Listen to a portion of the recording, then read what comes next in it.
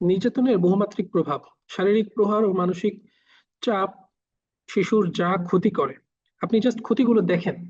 আমি বিস্তারিত এখন আলোচনা করছি না, অনেক রাত হয়ে যাবে, তাহলে অলরেডি 9:45 বাজে। মস্তিষ্কে ক্ষতি হয়। প্রথম, কর্টিসলের মাত্রা বেড়ে যায়, স্মৃতি ও আবেগ নিয়ন্ত্রণের কেন্দ্র হিপোক্যাম্পাস ক্ষতিগ্রস্ত হয়।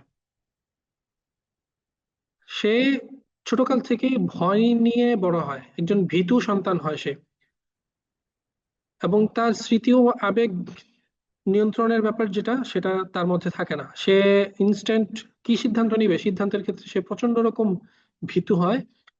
বড় কোনো সিদ্ধান্ত নিতে পারে না, সঠিক সিদ্ধান্ত সে নিতে পারে না, সারাক্ষণ ভয় লাগতে থাকে তার। 2 নম্বর হচ্ছে বিদ্রোহের মনস্তত্ত্ব। স্বাধীনতা কেড়ে নিলে শিশু তা ফিরে পেতে বিদ্রোহী হয়। তারা দ্বৈত জীবন শুরু করে। প্রথম কথা হচ্ছে, সে বিদ্রোহী হয়ে ওঠে। আপনি যখন তাকে মারবেন, শুরুতে সে কিছু বলবে না, এগুলো জমতে থাকবে, তার ভিতরে রাগ তৈরি হবে, এক সময় গিয়ে সে বিদ্রোহ করবে। আর আরেকটা যেটা ভয়ানক, সেটা হচ্ছে যে তার ভিতরে দ্বৈত চরিত্র ক্রিয়েট হয়ে যায়। সে আপনার সামনে খুব ভালো মানুষ, খুব খুব মানে অনুগত একটা চেহারা নিয়ে আপনার সামনে থাকবে, জাস্ট পর্দার আড়ালেই সে সবচেয়ে ওয়ার্স্ট, সবচেয়ে ইভিল যে চরিত্রটা সেটা বের করবে। এটা যখন ছোটকাল থেকে হয়, মুনাফিকি তো এটাকে বলে, তাই না? তো ছোটকাল থেকে যখন এটা হয়ে থাকে, বড় হওয়ার পরে কি আপনি মনে করেন সে ভালো হবে?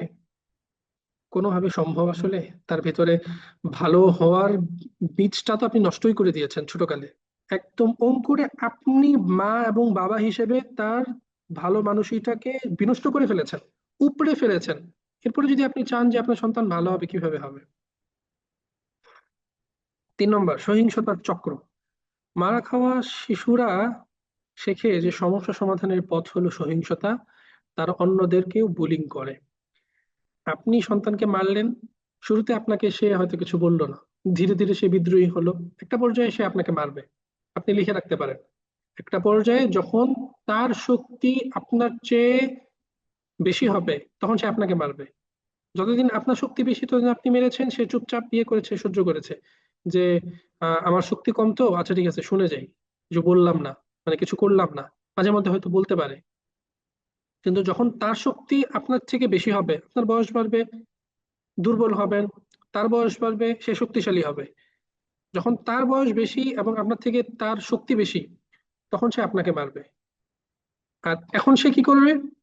এখন সে স্কুলে মারামারি করবে, তার ক্লাসমেটদের সাথে, তার জুনিয়রদের সাথে, কখনো কখনো তার সিনিয়রদের সাথেও। এবং বুলিং তো আছেই, অন্যদেরকে বুলিং করবে। এবং তার কারণ সে এটা দেখেই বড় হচ্ছে, তো সে এটা না করে করবে কি? এটাই করবে। ধর্মীয় বিমুখতা, ধর্মের দোহাই দিয়ে মারলে তো গেছে।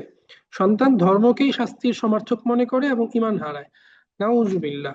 সন্তানকে যখন আপনি মানে যদি ধর্মের কথা বলে এরপরে মারেন, তাহলে কি হবে? সন্তান তো ধর্ম চেনে না, তো আপনি ধর্মের কথাগুলো তাকে মারছেন, তখন সে ধর্মকে চিনছে এমন একটা জিনিস হিসেবে যেটা তার বাবাকে, তার মাকে মারার লাইসেন্স দেয়, ওই হিসেবে সে ধর্মকে চিনবে। এরপরে কি হবে? সে ধর্মকে যখন এই অবস্থা হিসেবে, এই বিষয়ে চিনবে, তখন তো সে ধর্মকে ভালোবাসার কোনো কারণ নেই। তখন সে মানে ধর্মকে ভালো না বাসার কারণে ধর্মকে ঘৃণা করবে। আর যে জিনিস ঘৃণা করা হয় সেটাকে তো অ্যাডপ্ট করার কোনো মানে নেই। সে সেটা থেকে বাঁচতে চাইবে, এবং যারা ধর্ম পালন করে তাদেরকে বুলিং করবে। নিজেকে আহ ভালো বলার জন্য হলেও সে তখন ধর্ম ছেড়ে দিবে। বোঝেন?